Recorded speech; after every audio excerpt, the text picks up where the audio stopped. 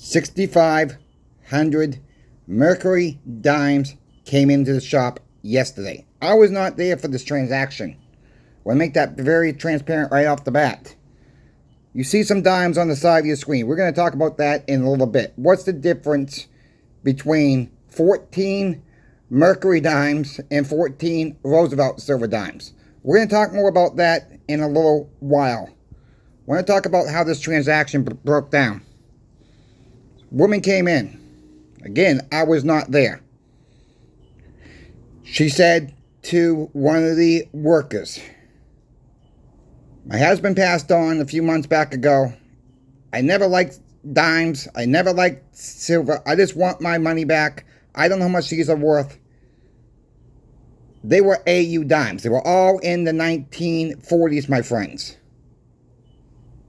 That is what they were, AU dimes. So they were going through the bag and making sure, spraying them out, not looking for specific dates or anything, not looking for errors on nothing like that. They were in pretty gosh darn good shape.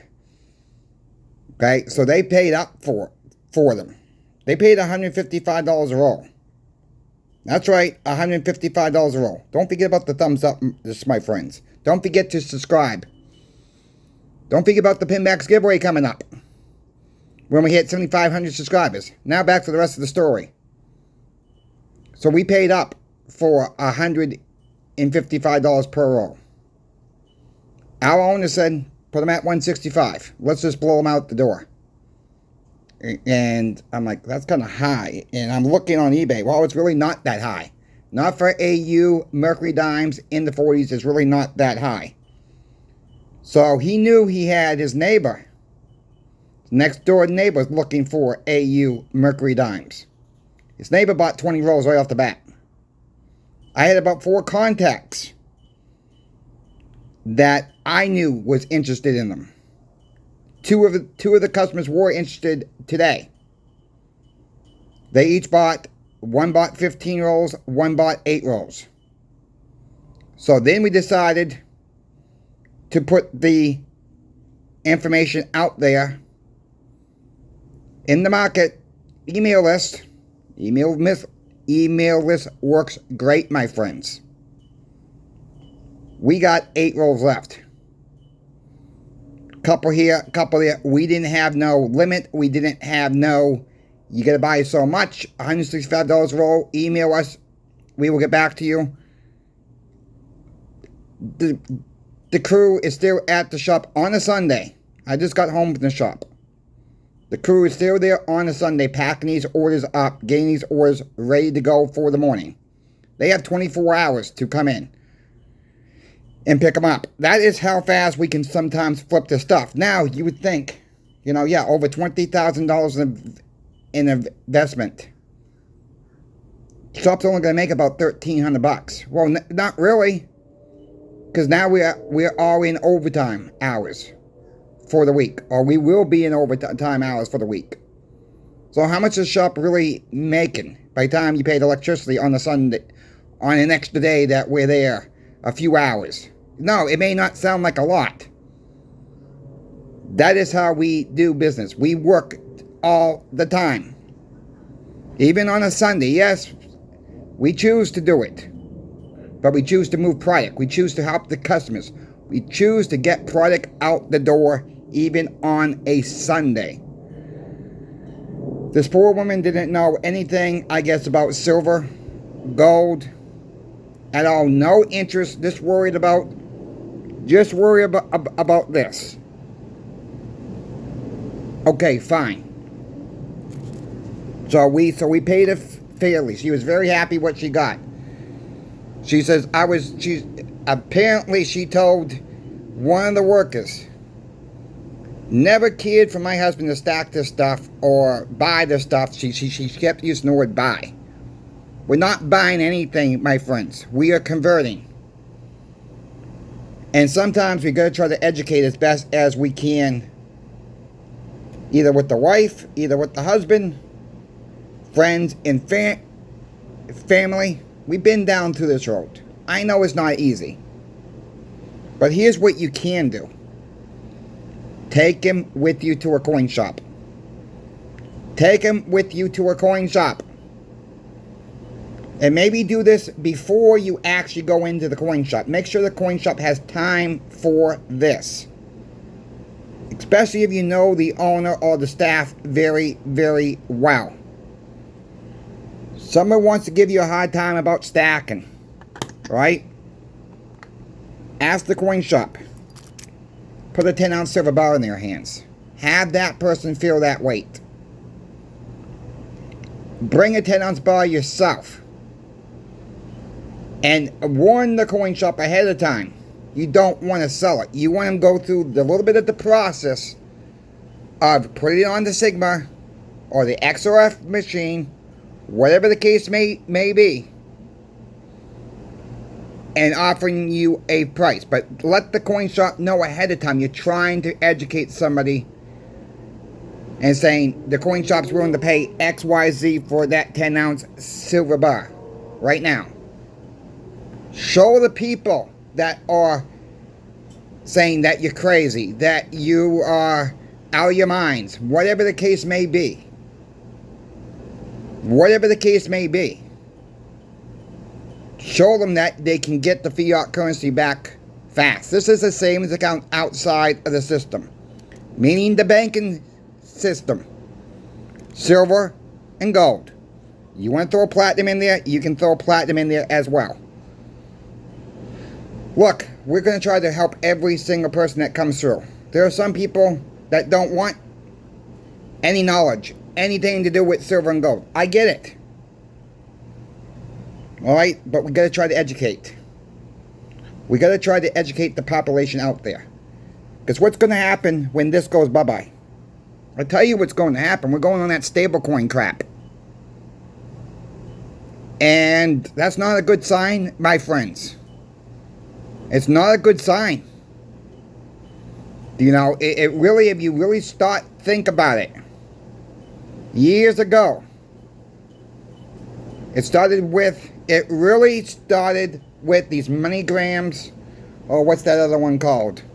Where you send money and they go to Walmart and pick it up. You know what I'm talking about. I can't think, I know it's MoneyGram and there's something else that used to be out there. Then PayPal came along, when the internet came out. Send money fast, send money fast. That's all fine and dandy. The system's been in place for years. People just don't realize the system has already been in place. But they made it worse now. Stablecoin. What's going to happen next? There's stories out there, and I don't know if this is true or not. Is Walmart going to make their own stablecoin? Is CVS going to make their own digital coin? Walgreens, Omaha Steaks, whoever can make their own coin. It's scary. You know, look at all these cards these stores have. CVS, Walgreens. I've said this before, my friends. You sign up for these cards and guess what? They know exactly what you're buying. They know oh, they're going to give you extra bucks from CVS. They're going to give you reward points from Walgreens. Blah, blah, blah, blah, blah. But they know exactly what you're buying, though. Because they got your name, they got your address, they got your phone number. They know exactly everything you buy. Not because you're buying something you're not supposed to be buying. But they are tracking you. With physical silver and gold as a payment, they can't track that. That's what they're scared of. That's what they don't want us to own. That's just why they're manipulating silver price so damn hard. They want us out of it. They want to scare the little person out of it. And we try to tell people this. We try to tell our customers, and it's hard to, sometimes you don't have the time to sit down and educate everybody out there. Unless they want to listen. Some people refuse to listen. All they're thinking about is that green dollar. And that's all they care about. Put it in the bank. I don't care. Don't care. Well, the banking system can shut you down. They can't shut you down out of silver and gold. That's for one gosh darn thing. check out channel spots and pinbacks this week. Today's the last day, my friends. Fractional gold, Britannias, half ounce, 10th ounce, quarter ounce gold. Prices are to move. These are random years. You need to make that very transparent. Random years. They are priced to move. Let Michael and Brian know I sent you. Look, they have many other items. I have no idea what's going to be as a discount next week. As soon as I find out, you folks will find out as well.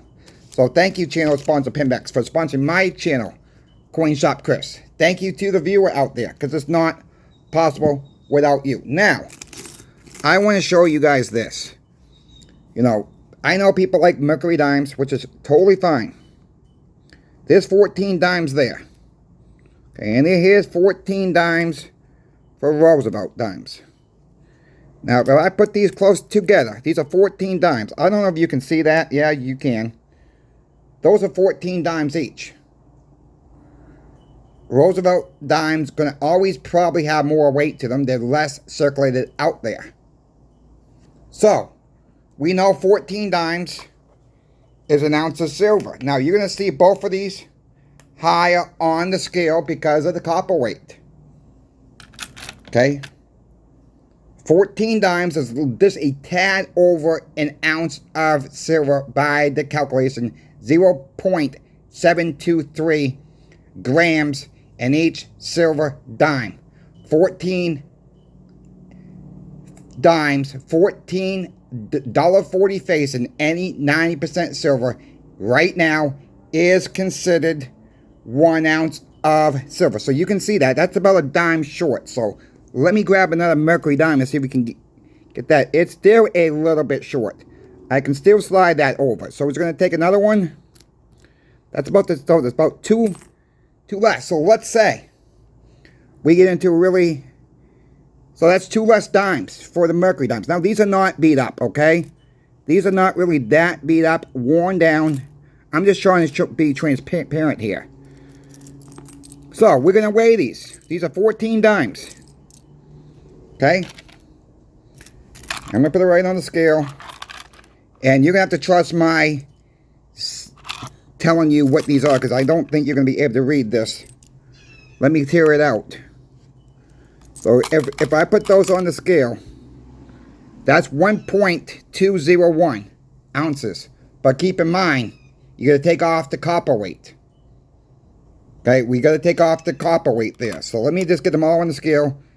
1.201 ounces, including the copper weight. Now let's do the 14 Roosevelt silver dimes.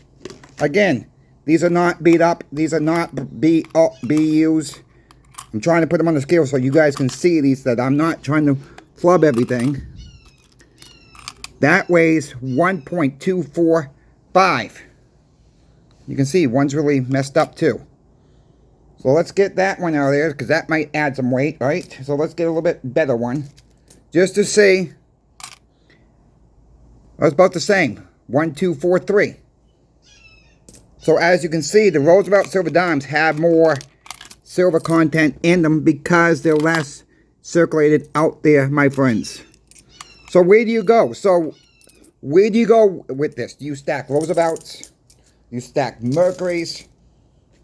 Let's have a debate. Yeah, people say, well, Chris, Mercury dimes are more recognizable. They're easy to tell there's silver dimes. Well, yes. People are right about that. I cannot argue that argument whatsoever. But it is still quite easy to tell a Roosevelt silver dime versus any other silver dime on the edge, but you see no copper. And yes, you might need a jeweler's loupe, or you can take a picture on your phone to tell the dates, because it's harder to tell the dates on the dimes, because my eyes are getting worse and worse each day. I cannot lie about that. I'm sure most of us have problems seeing the dates on the dimes. So that's really not a big deal for me. The point is trying to make is what happens if we get into a situation where we are trading silver. Are we going to weight? Are we going to physical weight instead of the old school classic $1.40 face and any 90% silver is actually 1 ounce of silver? It could happen. Some shops are paying that way by weight. And my friends, that's not the way to do it right now. That's just my humble opinion. That's not the way to do it right now. But we could get there. Not saying we are going to get there. I want to make that crystal clear. But that's something we got to considerate of what could it may happen down the road. So where do you go? Yeah, I like Mercury dimes. I don't stack a lot of Mercury dimes. I like the Roosevelt dimes better. They are cheaper. In the long run, they are cheaper. So why not get the cheaper items, and you're going to have more silver weight at the end of the day. You know, there are different scenarios for different things out there. Yeah, 90% Mercury dimes are history. So are Roosevelt silver dimes. 90% silver are history. It is easier to tell Mercury dimes over Roosevelt silver dimes if they're silver. You know, we can have all the arguments but we want to. And I support every single argument about this whatsoever, because I agree with both sides here. I agree with both sides of this coin. Where do you go?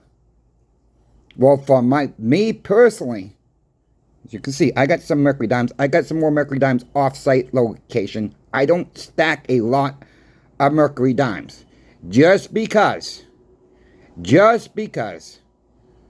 of the thinner weight on the silver itself in the Mercury dimes.